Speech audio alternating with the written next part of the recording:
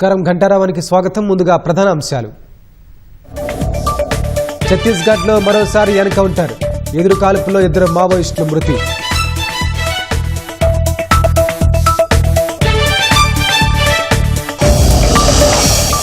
పెట్టుబడుల లక్ష్యంగా నేటి నుంచి జపాన్లో రేవంత్ రెడ్డి పర్యటన, ప్రముఖ కంపెనీల పారిశ్రామికవేత్తలతో సీఎం బృందం చర్చలు.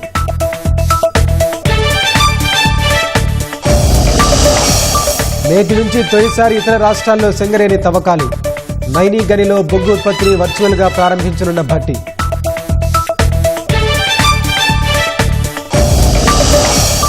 ఫోన్ ట్యాపింగ్ కేసులో నేడు మరోసారి విచారణకు శ్రవణ్ రావు, ఇప్పటికే 3 సార్లు ప్రశ్నించిన దర్యాప్తు బృందం.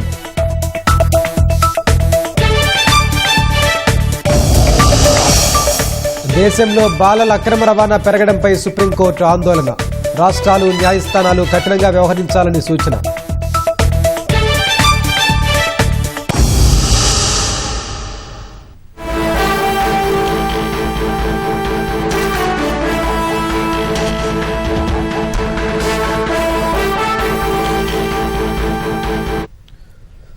ఛత్తీస్గఢ్లో మరోసారి తుపాకీ గర్జించింది.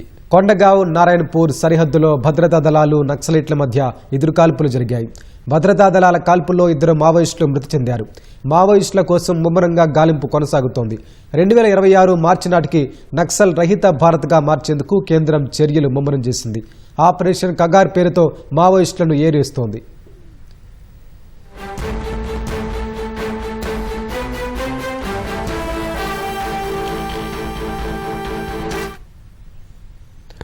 గొర్రెల పంపిణీ కుంభకోణం కేసులో నేడు ఈడీ విచారణకు పశుసంవర్ధక శాఖ అసిస్టెంట్ డైరెక్టర్ హాజరు కానున్నారు.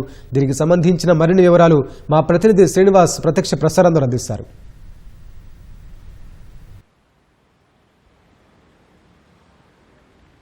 గొర్రెల కుంభకోణం కేసులో మరోసారి ఈడీ విచారణ జోరుగా కొనసాగుతుంది. ఈడీ విచారణ ఊపందుకుందని చెప్పవచ్చు. ప్రధానంగా ఈ కేసులో అంటే ఏ విధంగా కుంభకోణం జరిగిందనే విషయంపై ఈడీ దృష్టి సారించింది. ఇందుకు సంబంధించి ఇప్పటికే పలువురిని ఈడీ ప్రశ్నించిన పరిస్థితి. మరోసారి ఇవాళ పశుసంవర్ధక శాఖ అసిస్టెంట్ డైరెక్టర్ను విచారణకు హాజరు కానున్నారు. అసిస్టెంట్ డైరెక్టర్ను ఈడీ ప్రశ్నించనుంది. గొర్రెల స్కీమ్లో మొత్తంగా 700 కోట్ల అవినీతి జరిగిందంటూ ఇప్పటికే ఏసీబీ కేసు నమోదు చేసింది.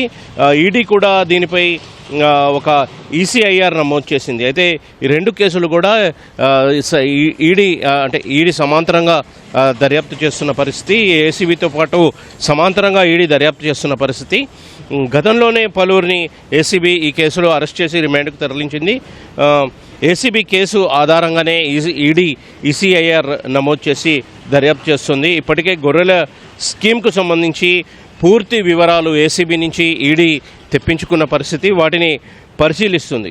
ఈరోజు పశుసంవర్ధక శాఖ అసిస్టెంట్ డైరెక్టర్ను ఈడీ విచారించనుంది. అయితే ఈ స్కామ్లో ఏ విధంగా నిధులు బదిలీ జరిగాయి, కుంభకోణం ఏ విధంగా జరిగిందనే విషయంపై ఈడీ పశుసంవర్ధక శాఖ అసిస్టెంట్ డైరెక్టర్ని లోతుగా ప్రశ్నించనుంది. ఈరోజు ఉదయం 10 గంటల తర్వాత పశుసంవర్ధక శాఖ డైరెక్టర్ విచారణకు హాజరు కానున్నారు. ఆమెని పలు కోణాల్లో అసిస్టెంట్ డైరెక్టర్ను పలు కోణాల్లో ఈడీ లోతుగా విచారించనుంది. మొత్తంగా అసలు ఏ విధంగా ఈ స్కామ్ జరిగింది, ఎంతమంది అంటే ఏ విధంగా ఈ నిధులు బదిలీ జరిగాయి అనే విషయంపై అయితే ఈడీ దృష్టి సారించింది. ఇందుకు సంబంధించి ప్రస్తుతం అయితే లోతుగా ఈ కేసును దర్యాప్తు చేయనుంది. ఉదయం 10 గంటల తర్వాత ఈడీ పశుసంవర్ధక శాఖ అసిస్టెంట్ డైరెక్టర్ ఈడీ కార్యాలయానికి చేరుకోనున్నారు. అయితే ఆమెను సుదీర్ఘంగా ఈడీ విచారించే అవకాశం ఉంది. ఇది ప్రస్తుతం అయితే గొర్రెల కుంభకోణం కేసుకు సంబంధించి తాజా పరిస్థితి. Over to you. ధన్యవాదాలు శ్రీనివాస్. పెట్టుబడుల లక్ష్యంగా ముఖ్యమంత్రి రేవంత్ రెడ్డి బృందం నేటి నుంచి జపాన్లో పర్యటించనుంది.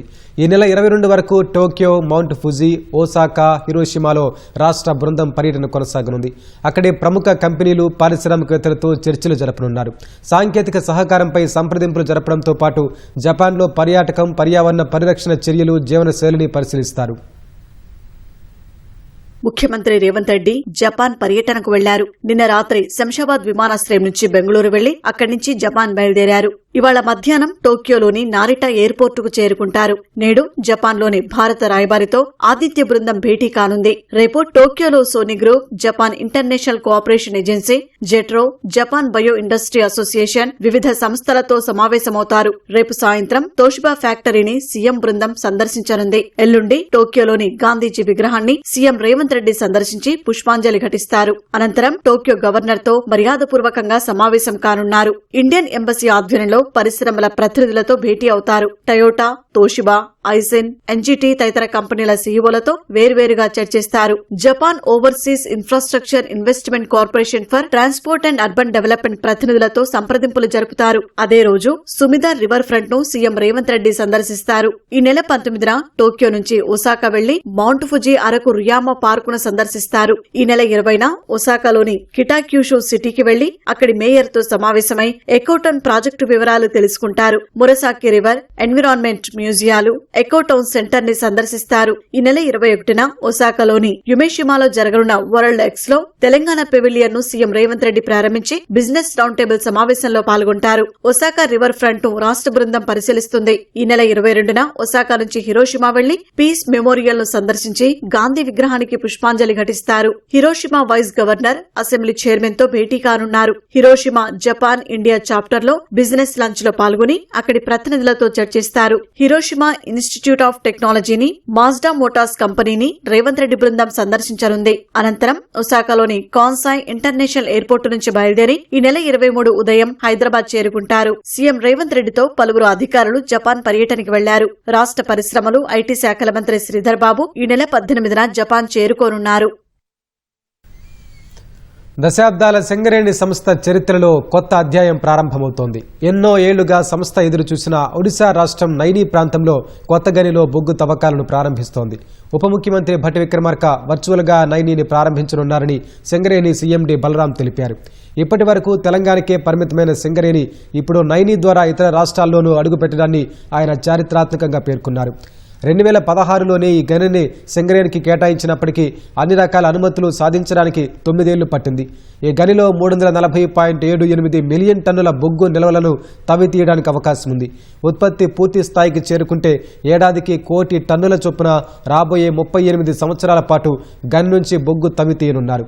తెలంగాణలో ప్రస్తుతం 1 టన్ను బొగ్గు తవ్వి తీయడానికి 12 టన్నుల మట్టి తొలగిస్తుండగా నైనీలో మాత్రం 1 టన్ను బొగ్గు కోసం 2 టన్నుల మట్టిని తవ్వితే సరిపోతుంది.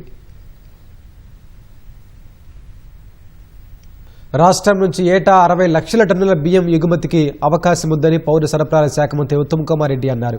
తొలిసారి ఫిలిప్పీన్స్ కు బియ్యం ఎగుమతి అవుతున్న నేపథ్యంలో ప్రొఫెసర్ జయశంకర్ తెలంగాణ వ్యవసాయ విశ్వవిద్యాలయంలో బియ్యం ఎగుమతి విధానాంశంపై సదస్సు నిర్వహించారు. దేశంలోనే వరి ఉత్పత్తిలో ఈ ఏడాది తెలంగాణ అగ్రగామిగా నిలిచిందన్నారు. ప్రస్తుత 2025-26 సంవత్సరంలో రాష్ట్రంలో సుమారుగా 280 లక్షల మెట్రిక్ టన్నుల వరి ధాన్యం ఉత్పత్తి అయిందని, ఇది ఒక రికార్డని చెప్పారు. ఈ ఘనత రైతుల కృషితో పాటు అనుకూలమైన వాతావరణ పరిస్థితి, ప్రకృతి సహకారం, నూతన వరి రకాలు అందుబాటులో ఉండడమేనంటూ రైతులను అభినందించారు.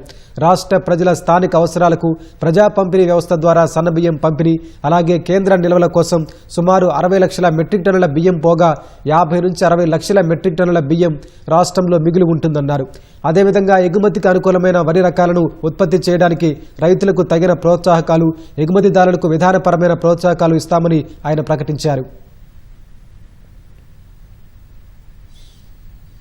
గ్రూప్ 1 నియామక ప్రక్రియపై కొందరు ఎంపిక కాని అభ్యర్థులు, కోచింగ్ కేంద్రాలు తప్పుడు ప్రచారం చేస్తున్నారని తెలంగాణ పబ్లిక్ సర్వీస్ కమిషన్ ఆగ్రహం వ్యక్తం చేసింది. పోటీ పరీక్షల్లో చాలా మందికి ఒకే విధమైన మార్కులు రావడం, ఒకే సెంటర్లో పలువురు ఎంపిక కావడం సహజమని తెలిపింది. రీకౌంటింగ్ తర్వాత మార్కులు తగ్గాయని, దరఖాస్తు చేయకపోయినా మార్కులు మార్చారన్న ఆరోపణలో నిజం లేదని పేర్కొంది. నియామక ప్రక్రియలను టీజీపీఎస్సీ ప్రొఫెషనల్గా నిబంధనల మేరకు నిర్వహిస్తుందని, అభ్యర్థులు ఎలాంటి పుకార్లను నమ్మొద్దని కోరింది. గ్రూప్ 1 నియామక ప్రక్రియపై వస్తున్న ఆరోపణల్ని టీజీపీఎస్సీ ఖండించింది. ర్యాంకు రాని కొందరు అభ్యర్థులు కొన్ని కోచింగ్ సెంటర్లో దురుద్దేశపూరితంగా తప్పుడు ప్రచారం చేస్తున్నాయని ఆగ్రహం వ్యక్తం చేసింది. ఈ మేరకు టీజీపీఎస్సీ కార్యదర్శి నవీన్ నికోలస్ ఓ ప్రకటన విడుదల చేశారు. పోటీ పరీక్షల్లో చాలా మందికి ఒకే మార్కులు రావడం సహజమని, టీజీపీఎస్సీ నిర్వహించిన దాదాపు అన్ని నియామక పరీక్షల్లోనూ అలా వచ్చాయన్నారు. గ్రూప్ 1 మెయిన్స్ లో మొత్తం మార్కులు ఒకేలా వచ్చిన వారికి పేపర్ల వారీగా వేర్వేరు మార్కులు వచ్చినట్లు కమిషన్ వెల్లడించింది. పక్కపక్కనున్న వారికి ఒకేలా మార్కులు రావడం సహజమేనని, గ్రూప్ 1లో అలా వచ్చిన వారు 1% లోపే ఉన్నట్లు తెలిపింది. నిబంధనల మేరకు యూనివర్సిటీలు, ప్రభుత్వ ఉన్నత విద్యా సంస్థల్లోని అధ్యాపకులతో గ్రూప్ 1 మూల్యాంకనం చేసినట్లు వివరించింది. గ్రూప్ 1 మెయిన్స్ లో 18, 19 పరీక్షా కేంద్రాలు వీరనారి చాకలి ఐలమ్మ మహిళా యూనివర్సిటీలో ఉన్నట్లు టీజీపీఎస్సీ తెలిపింది. అక్కడ మహిళలు, పురుషులకు వేర్వేరు వసతులు లేనందున యూనివర్సిటీ వినతి మేరకు మహిళా అభ్యర్థుల్నే వేసినట్లు పేర్కొంది. మెయిన్స్ రాసిన మహిళల్లో సుమారు 25% ఆ కేంద్రాల్లో ఉన్నందున అక్కడ ఎంపికైన వారు దాదాపు అదే స్థాయిలో ఉన్నట్లు టీజీపీఎస్సీ స్పష్టత ఇచ్చింది. ఎస్టీ కేటగిరీలో టాప్ ర్యాంకు 206 కాదని, ఎరుకుల సామాజిక వర్గానికి చెందిన యువతికి 12వ ర్యాంకు వచ్చిందని పేర్కొంది. ప్రిలిమ్స్ రాష్ట్ర వ్యాప్తంగా జరిగినందున హాల్ టికెట్లపై జిల్లా పరీక్ష కోడ్ వేశామని, మెయిన్స్ పరీక్ష కేవలం జీహెచ్ఎంసీ పరిధిలోనే జరిగినందున కోడ్ల అయోమయం ఉండకుండా మళ్లీ వేరే హాల్ టికెట్లు ఇచ్చినట్లు కమిషన్ తెలిపింది. ఇది కేవలం పాలనాపరమైన అంశమని టీజీపీఎస్సీ వెల్లడించింది. గ్రూప్ 1 మెయిన్స్ ఉర్దూ మీడియంలో కేవలం 10 మంది రాయగా, అందులో ధృవపత్రాల పరిశీలనకు ఎంపికైన 563 మందిలో ఒక్కటే ఉన్నట్లు టీజీపీఎస్సీ కార్యదర్శి తెలిపారు. బొమ్ము పూజితారెడ్డి అనే అభ్యర్థి రీకౌంటింగ్ తర్వాత మార్కులు తగ్గాయని ఫోర్జరీ స్టేట్మెంట్లో ఫిర్యాదు చేశారని టీజీపీఎస్సీ తెలిపింది. ఆమెపై కఠిన చర్యలు తీసుకుంటున్నామని, భవిష్యత్తులో కమిషన్ నిర్వహించే పరీక్షలన్నింటికీ ఎందుకు డీబార్ చేయకూడదో తెలపారని నోటీసు ఇస్తున్నట్లు తెలిపింది. 6వ పేపర్లో అధిక మార్కులు 100 మాత్రమేనని, అంతకు మించి ఎవ్వరికీ రాలేదని టీజీపీఎస్సీ కార్యదర్శి నవీన్ నికోలస్ తెలిపారు. రీకౌంటింగ్కు దరఖాస్తు చేయని వారికి మార్కులు మార్చారన్న ఆరోపణల్లో నిజం లేదని స్పష్టం చేశారు. అప్లై చేసిన వాటిని నిబంధనల ప్రకారం రీకౌంటింగ్కు పరిగణలోకి తీసుకున్నట్లు తెలిపారు. ఒకే సెంటర్ నుంచి ఎక్కువ మంది ఎంపిక కావడానికి అవకాశాలు ఎక్కువగా ఉంటాయని, ఐఐటీ, యూపీఎస్సీ, నీట్, క్యాట్ వంటి పరీక్షల్లోనూ ఢిల్లీ, హైదరాబాద్ వంటి సెంటర్ల నుంచే సుమారు 20 నుంచి 30% ఎంపికవుతారని పేర్కొన్నారు. గ్రూప్ 1 నియామక ప్రక్రియలో ఇంటర్వ్యూ లేనందునే ధృవపత్రాల పరిశీలనకు ఒక పోస్టుకు ఒకరు చొప్పున ఎంపిక చేశామని, అవసరాన్ని బట్టి మిగతా వారి ప్రతిభ, రిజర్వేషన్ ప్రకారం పిలుస్తామని కార్యదర్శి తెలిపారు. మధ్యవర్తుల మాటలు నమ్మవద్దని, అభ్యర్థులకు సూచించడం సహా తెలిసిన వారు ఉన్నారని, ఉద్యోగాలు ఇప్పిస్తామంటే ఫిర్యాదు చెయ్యాలని పేర్కొన్నారు. ఇప్పటి వరకు ఒక్క ఫిర్యాదు రాలేదని తెలిపింది. అన్ని నియామక పరీక్షల్ని నిబంధనల ప్రకారం టీజీపీఎస్సీ ప్రొఫెషనల్గా నిర్వహిస్తుందని, పుకార్లను నమ్మవద్దని అభ్యర్థుల్ని కోరింది.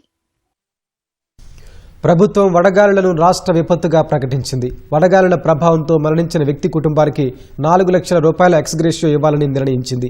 ఈ మేరకు రాష్ట్ర విపత్తుల నిర్వహణ శాఖ జీవో జారీ చేసింది. గరిష్ట ఉష్ణోగ్రత 45 డిగ్రీలకు చేరితే విపత్తుగా ప్రకటిస్తారు. ఆ సమయంలో మరణించిన వారి కుటుంబాలకు 4 లక్షల రూపాయల పరిహారం ప్రభుత్వం ఇస్తుంది. వడదెబ్బకు రైతులు మరణిస్తే రైతు బీమా లేదా పరిహారం ఏదైనా ఒక్కటే వర్తిస్తుందని పేర్కొంది. ఎస్డీఆర్ఎఫ్ నిధుల్లో నుంచి పరిహారం ఇవ్వనున్నట్లు జీవోలో పేర్కొంది. వడగాలుల వల్లే మరణించినట్లు వైద్యాధికారి, ఎంఆర్ఓ, ఎస్ఐ ధృవీకరించిన తర్వాత కలెక్టర్లు నిధులు మంజూరు చేస్తారు. ఇప్పటి వరకు విపత్తుగా ప్రకటించకపోవడం వల్ల వడగాలులతో మృతి చెందిన వారి కుటుంబాలకు ఆపద్బాంధు పథకం కింద 50,000 రూపాయలు మాత్రమే ఇవ్వగలుగుతున్నట్లు పేర్కొంది. వృద్ధులు, పిల్లలు, రైతులు, కూలీలు, భవన నిర్మాణ కార్మికులపై తీవ్ర ప్రభావం ఉంటుందంటున్న విపత్తుగా ప్రకటిస్తున్నట్లు తెలిపింది. గచ్చిబౌలి పిఎస్లో నమోదైన కేసును కొట్టివేయాలని సీఎం రేవంత్ రెడ్డి దాఖలు చేసిన పిటిషన్ను మరో బెంచ్కు బదిలీ చేయాలని రిజిస్ట్రీని హైకోర్టు ఆదేశించింది. 2016లో నమోదైన ఎస్సీ ఎస్టీ కేసును కొట్టివేయాలంటూ రేవంత్ రెడ్డి 2020లో దాఖలు చేసిన పిటిషన్పై విచారణ నుంచి జస్టిస్ కె లక్ష్మణ్ తప్పుకున్నారు. రేవంత్ రెడ్డిపై ఫిర్యాదు చేసిన వ్యక్తి తరపున గతంలో వాదనలు వినిపించినందున ఈ కేసు నుంచి తప్పుకుంటున్నట్లు తెలిపారు. గోపన్పల్లిలోని భూ వివాదంలో SC mutually aided cooperative society housing సొసైటీకి రేవంత్ రెడ్డి సోదరుడు కొడంగల్ రెడ్డి, లక్ష్మయ్య మధ్య వివాదం కొనసాగుతోంది. ఇందులో భాగంగా నాడు ఎంపీగా ఉన్న రేవంత్ రెడ్డి ప్రోత్సాహంతో సొసైటీకి చెందిన స్థలంలోకి అక్రమంగా చొరబడ్డారని, అడ్డుకున్న తనపై కులం పేరుతో దూషించారని ఎన్ పెద్దిరాజు గచ్చిబౌలి పోలీసులకు ఫిర్యాదు చేశారు. ఈ కేసును కొట్టివేయాలని కోరుతూ రేవంత్ రెడ్డి 2020లో పిటిషన్ దాఖలు చేశారు. తాజాగా దీనిపై విచారణ చేపట్టిన జస్టిస్ కె లక్ష్మణ్ పిటిషన్ను వేరే బెంచ్కు బదిలీ చేయాలని రిజిస్ట్రీని ఆదేశించారు. ఫోన్ ట్యాపింగ్ కేసులో అమెరికా నుంచి వచ్చి దర్యాప్తు అధికారులకు విచారణలో సహకరించేందుకు సిద్ధంగా ఉన్నానని ముందస్తు బెయిల్ మంజూరు చేయాలని కోరుతూ ప్రభాకరరావు హైకోర్టుకు నివేదించారు. ముందస్తు బెయిల్ మంజూరు చేయాలంటూ ప్రభాకరరావు దాఖలు చేసిన పిటిషన్పై జస్టిస్ శ్రీనివాసరావు విచారణ చేపట్టారు. పిటిషనర్ తరపున సీనియర్ న్యాయవాది నిరంజన్ రెడ్డి వాదనలు వినిపిస్తూ పిటిషనర్ అనారోగ్య కారణాలతో అమెరికా వెళ్లారని తెలిపారు. దర్యాప్తు అధికారులకు అందుబాటులోనే ఉన్నారని, ఈమెయిళ్ల ద్వారా సంప్రదిస్తున్నారని ఉన్నట్లు గుర్తు చేశారు. ఇదే కేసులో 6వ నిందితుడైన శ్రవణ్ కుమార్ను అరెస్టు చేయకుండా సుప్రీంకోర్టు తాత్కాలిక ఉపశమన ఉత్తర్వులు ఇచ్చిందని, ఆ ఉత్తర్వులను పిటిషనర్కు వర్తింపజేయాలని కోరారు. ఆరోగ్య పరిస్థితులు, మచ్చలేని విధి నిర్వహణను దృష్టిలో ఉంచుకొని ముందస్తు బెయిల్ మంజూరు చేయాలని కోరారు. ప్రభుత్వం తరపున సుప్రీంకోర్టు సీనియర్ న్యాయవాది సిద్ధార్థ లూత్రా వాదనలు వినిపిస్తూ కేసు నమోదైన నిందితులు అమెరికా పారిపోయారన్నారు. ఇప్పుడు నిందితుడు స్వచ్ఛందంగా దేశానికి తిరిగి రావట్లేదని, పాస్పోర్ట్ రద్దు, రిట్ కార్నర్ నోటీస్ జారీ కావడంతో విధిలేని పరిస్థితిలో దేశాన్ని విడిచిపెట్టాల్సి వస్తోందన్నారు. ఫోన్లపై నిఘా పెట్టడం ద్వారా వ్యక్తిగత గోప్యతపై దాడికి సంబంధించిన కుట్రల్లో ప్రభాకరరావు కీలక పాత్ర పోషించారన్నారు. అనారోగ్యాన్ని సాకుగా చూపుతూ అమెరికాలో ఉన్నారన్నారు. వాదనలు పూర్తి కాకపోవడంతో న్యాయమూర్తి తదుపరి విచారణ ఈ నెల 25కు వాయిదా వేశారు. రోజురోజుకు పచ్చ బంగారానికి ధరలు పెరుగుతుండటంతో రైతుల్లో ఆనందం వ్యక్తమవుతోంది. జగిత్యాల జిల్లా మెట్పల్లి వ్యవసాయ మార్కెట్లో క్వింటా పసుపు పంటకు 15,000 ధర పలకడంతో రైతులు హర్షం వ్యక్తం చేస్తున్నారు. మెట్పల్లి మార్కెట్లో జనవరి 31న కొనుగోలు ప్రారంభమైనప్పటి నుంచి ఇప్పటి వరకు 15,000 ధర రావడం ఇదే తొలిసారి. ఈ ధరలు ఇలాగే కొనసాగాలని పసుపు రైతులు కోరుతున్నారు. పసుపును పూర్తి స్థాయిలో ఎండిన తర్వాత అమ్మకానికి తెస్తే మార్కెట్లో మంచి ధరలొస్తాయని అధికారులు సూచించారు. 20 డ్రమ్ముల కొమ్ము తెచ్చిన, ఒక 15 క్వింటాల కొమ్ము తెచ్చినాను, దానికి 13,000 అయింది. ఒక క్వింటాలన్నర దొడ్డు రకం తెచ్చిన, దానికి 15,000 అయింది. మంచిగా ఎండబెట్టుకుని తేవాలని రైతులకు కూడా నేను చెప్తున్నాను. గోల 13,388, సూర 10,500 అయింది. మీడియం కొమ్ము 13,220 అయింది. నిన్న పసుపు తీసుకొస్తే ధర బాగా మంచిగా ఉంటుంది. ఈ రోజు వచ్చేసి 3 రోజుల సెలవుల తర్వాత మార్కెట్ ఓపెనింగ్ అయింది. మంచి ఏదైతే కాడి గోల ఉందో కాడికి వచ్చేసి 13,500 నుంచి 15,100 దాకా ధర పలికింది. గోల వచ్చేసి 13,000 నుంచి 14,200 దాకా గోల ధర రావడం జరిగింది. ఏదైతే 3వ రకం చూర ఉందో ఈ చూర వచ్చేసి 10,000 నుంచి 11,000 దాకా కూడా చూర పోవడం జరుగుతుంది. ఇక్కడ మిట్పల్లి మార్కెట్లో మాత్రం ఈరోజు చూసినట్టయితే రైతులు కూడా అంతా సంతోషంగా ఉన్నారు. మరియు రైతులు కూడా గమనించగలిగిందంటే మంచి పసుపు కూడా ఎండబెట్టుకొని మంచిగా ఆరబెట్టుకొని తీసుకొస్తే రేటు కూడా మంచిగా వస్తుంది. పెయిన్ సీజన్ కంటే ఈ సీజన్ కూడా మాకు కొంచెం అరవల్స్ ఎక్కువ వచ్చింది. హైదరాబాద్ కుషాయిగూడలో వృద్ధురాలిని హత్య చేసి మృతదేహాన్ని కాళ్లతో తొక్కుతూ వీడియో చిత్రీకరించిన ఘటనలో విస్తుపోయే విషయాలు వెలుగులోకి వచ్చాయి. వృద్ధురాలిని హత్య చేసింది ఓ మైనర్ బాలుడిగా పోలీసులు గుర్తించారు. వృద్ధురాలి ఇంటి కింద అద్దెకున్న హార్డ్వేర్ దుకాణంలో యువకుడు పనిచేస్తున్నట్లు తెలిపారు. దుకాణం యజమానితో పాటు యువకుని అదుపులోకి తీసుకున్న పోలీసులు హత్యకు గల కారణాలపై ఆరా తీస్తున్నారు. రాజస్థాన్ కు చెందిన కమలా చౌదరి కుటుంబం 40 ఏళ్ల క్రితం హైదరాబాద్ కు వచ్చి కుషాయిగూడలో స్థిరపడ్డారు. అనారోగ్యంతో 10 ఏళ్ల క్రితం ఆమె భర్త మరణించారు. సంతానం లేకపోవడంతో కమలా చౌదరి ఒంటరిగానే జీవిస్తోంది. తన ఇంటి కింది పోర్షన్ను రాజస్థాన్ కు చెందిన ప్రకాష్ చౌదరి అనే వ్యక్తికి అద్దెకివ్వగా హార్డ్వేర్ దుకాణం నడుపుతున్నాడు. రాజస్థాన్ కి చెందిన 17 ఏళ్ల యువకుడిని పనికి పెట్టుకున్నాడు. ఆ యువకుడే కమలా చౌదరిని దారుణంగా హత్య చేశాడు. కమలా చౌదరితో కలివిడిగా ఉంటున్న యువకుడు ఈ నెల 11న ఆమె ఇంట్లోకి వెళ్లి ఆకలిగా ఉంది, రోటీలు చెయ్యమని అడిగాడు. అనంతరం ఇనుప రాడ్డుతో ఆమె తలపై కొట్టాడు. కింద పడిపోయి కొన ఊపిరితో ఉన్న కమలా చౌదరి మెడకు చీర బిగించి రాడుకు చుట్టి తిప్పి హత్య చేశాడు. హత్యానంతరం మృతదేహాన్ని కాళ్లతో తొక్కుతూ వీడియో చిత్రీకరించి పైశాచికంగా ప్రవర్తించాడు. ఆ విషయం బయటికి పొక్కకుండా ఆత్మహత్యగా చిత్రీకరించేందుకు యత్నించాడు. ఇంట్లోని వస్తువులన్నీ చింద్రవందరగా పడేసి యథావిధిగా హార్డ్వేర్ షాపులో పనికి వెళ్లాడు. ఎందుకంటే ఈ షాప్ ఓనర్ కి వాళ్ళకైతే సంబంధం లేదని నమ్ముతున్నాము. ఎందుకంటే వాళ్ళు అంత మంచి మనుషులు అనేది మేము దాదాపు 10 ఏళ్ల నుంచి వాళ్ళను చూస్తున్నాం. అందుకని వాళ్ళను ఏదేమైనా కానీ పిల్లలకు ఈ 17 ఏళ్ల పిల్లోడు ఒక 45 ఏళ్ళు 60 ఏళ్ళు 65 ఏళ్ల వృద్ధురాలని ఈ విధంగా కఠినంగా అతి దారుణంగా హత్య చేశాడంటే దాని వెనకాల ఏదో బలమైన కారణం ఉండి ఉండొచ్చు. లేదంటే ఈ సోషల్ మీడియాలలో మూవీలలో అలాంటివి చూసుకుంటూ ఈ మైండ్ సెట్ చేంజ్ అయ్యి ఏదన్నా మాదక ద్రవ్యాలకు బానిసలుగా చంపేటువంటి పరిస్థితులు ఏర్పడుతున్నాయి. కాబట్టి దీన్ని పోలీస్ డిపార్ట్మెంట్ కానీ వీళ్ళు ఎవరైతే లేబర్ కోర్టులు కానీ ఇలాంటివి ఏవైతే ముందుకొచ్చి ఇలాంటి ఇంకోసారి పునరుద్ధరణ కాకుండా చర్యలు తీసుకోవాలని కోరుకుంటున్నాను. ఈరోజు సోషల్ మీడియాని, యూట్యూబ్ని, వాట్సాప్ని పిల్లలు దాన్ని నెగిటివ్గా తీసుకొని దాన్ని అన్వాంటెడ్ థింగ్స్లా మార్చుకొని సైకలాజికల్గా డిఫరెంట్గా మారి ఇటువంటి హత్యలకు పాల్పడుతున్నందుకు మనం చర్యలు తీసుకొని రాబోయే కాలంలో ఇటువంటి సంఘటనలు పునరావృతం కాకుండా మరి పోలీస్ యంత్రాంగాన్ని కానివ్వండి, లేబర్ డిపార్ట్మెంట్ కానివ్వండి యాక్షన్ తీసుకోవాలని కోరుకుంటున్నాం.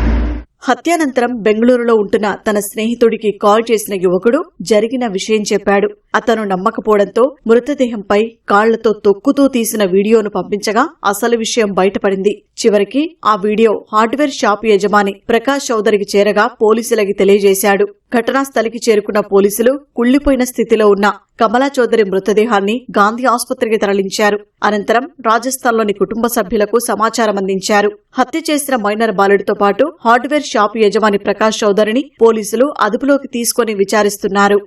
13th రోజు నైట్ పోలీస్ కి 12:30కి పోలీస్ కి ఇన్ఫర్మేషన్ వచ్చింది. ఒక మర్డర్ జరిగి ఉన్నది ఇక్కడ, డెడ్ బాడీ అని. అక్కడ పోయి చూస్తే ఆ తాళం తీసి చూస్తే మహిళ చనిపోయి ఉన్నది. కేసు నిన్న రిపోర్ట్ కావడం జరిగింది. వాళ్ళ బ్రదర్ కంప్లైంట్ చేయడం జరిగింది. అయితే ఆమెకు తల మీద గాయం ఉంది. అలాగే చీరతోని మెడకు చీర చుట్టి పైకి కట్టేయడం జరిగింది. దీనికి సంబంధించి ఒక మైనర్ బాలుడు చేసినట్టు చెప్తున్నారు అందరూ. అతను చంపడానికి కారణాలు ఏంటి అనేది అన్ని యాంగిల్స్ లో మన మానిటరీ ఇష్యూస్ ఉన్నాయా, మన గ్రడ్జెస్ ఉన్నాయా, ఇన్వెస్టిగేషన్ చేయడం జరుగుతున్నది. అయితే కారణం ఏంటనేది ఇంకా క్లారిటీ లేదు. అలా కుటుంబ సభ్యులను విచారిస్తున్నాము. ఆ లేడీకి సంబంధించిన బ్యాంక్ స్టేట్మెంట్స్ కూడా అన్ని తీసుకుంటున్నాము. త్వరలోనే నిందితుడిని కోర్టు ముందు ప్రవేశపెట్టడం జరుగుతుంది. ఒంటరిగా ఉంటున్న వృద్ధురాలిని అంతం చేస్తే ఇళ్లు, ఆస్తి సొంతం చేసుకోవచ్చనే ఆశతో చంపారా అనే కోణంలో పోలీసులు విచారిస్తున్నారు. బాలల అక్రమ రవాణా నేరగాళ్లు సమాజానికి పెద్ద ముప్పుగా పరిణమించారని సుప్రీంకోర్టు ఆందోళన వ్యక్తం చేసింది.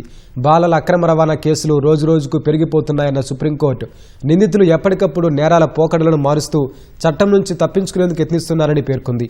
బాధితులను ఏమారుస్తున్నారని, ఒక్కో రాష్ట్రంలో ఒక్కో విధమైన రీతిలో అక్రమ రవాణాను కొనసాగిస్తున్నారని తెలిపింది. న్యాయస్థానాలు, రాష్ట్ర ప్రభుత్వాలు ఈ నేరాల పట్ల కఠినంగా వ్యవహరించాల్సిన అవసరం ఉందని justice JB Pardiwala, justice R మహదేవన్తో కూడిన ధర్మాసనం వెల్లడించింది. బాలల అక్రమ రవాణా కేసులో నిందితులైన 13 మందికి అలహాబాద్ హైకోర్టు మంజూరు చేసిన బెయిల్ను ధర్మాసనం రద్దు చేసింది. ఈ సందర్భంగా హైకోర్టు తీరును ధర్మాసనం తప్పుపట్టింది. నేర తీవ్రత పసిగట్టి నిందితులకు అనుకూలమైన నిర్ణయం వెలువరించకుండా ఉండాల్సిందని అభిప్రాయపడింది. హైకోర్టు తీర్పును ఉత్తరప్రదేశ్ ప్రభుత్వం సవాల్ చేయకపోవడాన్ని ధర్మాసనం తప్పుపట్టింది. అక్రమ రవాణా బాధితులైన చిన్నారులందరినీ పాఠశాలల్లో చేర్పించి వారందరికీ ఉచిత నిర్బంధ విద్యను అందించాలని యూపీ సర్కార్ను ఆదేశించింది. మరోవైపు బాలల అక్రమ రవాణా కేసుపై సెషన్స్ కోర్టులో విచారణ ప్రారంభమయ్యేలా చూడాలని అలహాబాద్ హైకోర్టు, వారణాసి జిల్లాల కోర్టులను సుప్రీంకోర్టు ఆదేశించింది. వారంలోగా నిందితులపై అభియోగాలు మోపి పరారీలో ఉన్న వారు వెంటనే కోర్టుకు లొంగిపోయేలా చూడాలని పేర్కొంది. పాకిస్తాన్లోని బలూచిస్తాన్ ప్రావిన్స్లో భద్రతా బలగాలను తీసుకెళ్తున్న వాహనం లక్ష్యంగా దాడి జరిగింది. ఈ ఘటనలో 3 భద్రతాధికారులు మృతి చెందగా 18 మంది గాయపడ్డారు. క్షతగాత్రులలో 3 పరిస్థితి విషమంగా ఉంది. భద్రతా బలగాలు విధులు ముగించుకుని తిరిగి వెళ్తుండగా మత్సంగ్ జిల్లా